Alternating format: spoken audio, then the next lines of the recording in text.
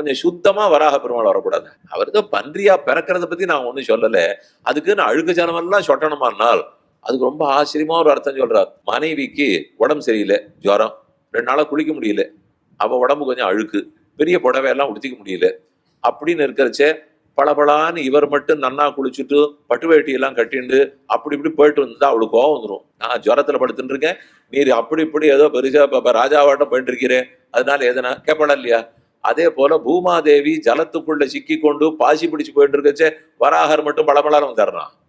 அதெல்லாம் அவர் பண்ணவே மாட்டார். அவள் இடத்துல எவ்வளவு காதல்.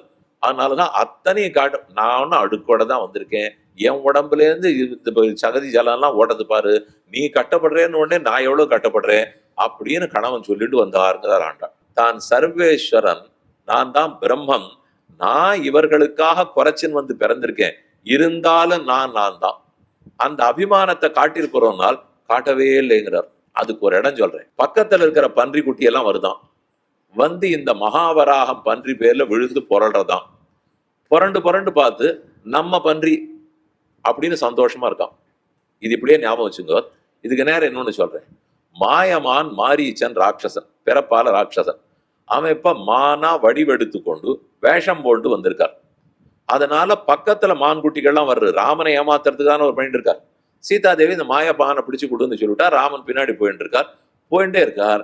பக்கத்துல இருக்கிற மான்கள்லாம் நம்ம சாதி மான் தானே அப்படின்னு வந்து மோப்பம் பிடிச்சு பார்த்துட்டு, ஓ இது ராட்சச ஜாதி, இது நம்மளது இல்லையா? அதுக்கு மோப்பம் தெரியுமோ இல்லையோ, நமக்கு வேணா கண்ணுக்கு தெரியாது, அதுக்கு மோப்பம் பிடிச்சு தெரிஞ்சு செதறி ஓடிப்படுது. இதுங்கிட்டக்கே வரவே இல்லை. இந்த இடத்துல ஆண்டாள் சொன்னது, ஒரு ராட்சசன் தன்னை மானா மாத்தின்னு இருக்கான், பக்கத்துல இருக்கிற மான் வந்து இது என் சாதி மான் இல்லேன்னு தெரிஞ்சு ஓடி போச்சு.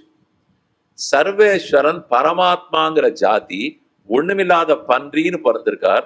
பக்கத்துல இருக்கிற பன்றி வந்து மோந்து பார்த்து எம் பன்றின்னு மேல விடுறது. அதை பாப்பீளா இதை பாப்பீளான்னா அந்த ராட்சசன் தன் ஜாத்தியை மாத்திக்க முடியல. அவன் ஜாதி ராட்சசன்னா பக்கத்துல இருக்கிற மான்களுக்கு தெரிஞ்சு போச்சு. ஆனா இங்க சர்வேஸ்வரன் தான் சர்வேஸ்வரங்கிற ஜாதிங்கிறத மறக்காம இருக்கார். மறைக்காம இருக்கான்னால் பன்றி போய் மோந்து பார்த்துட்டு, ஓ நான் ஜீவாத்மா, அது பரமாத்மான்னு ஓடி இருக்கணுமே, ஓடவே இல்லையா. நம்ம ஏன் அதை நம்மன்னு சொல்றதுனால், இந்த உடம்புக்குள்ள எந்த பெருமான வியாபிச்சிருக்காரோ அந்த நெஜப்பன்றி உடம்புக்குள்ளேயும் அவர் தானே வியாபிச்சிருக்கார். அங்க அவனால் ராட்சசனால பண்ண முடியாது, இவரால் தானே பண்ண முடியும். அதனாலதான் மானமிலா பன்றி, அபிமானமே இல்லை, துளியும் தான் ஈஸ்வரன் நினைக்காமல் எனக்குள்ளும் உனக்குள்ளும் உனக்குள்ளும் எல்லாருக்குள்ளும் வியாபித்திருக்கிறார்.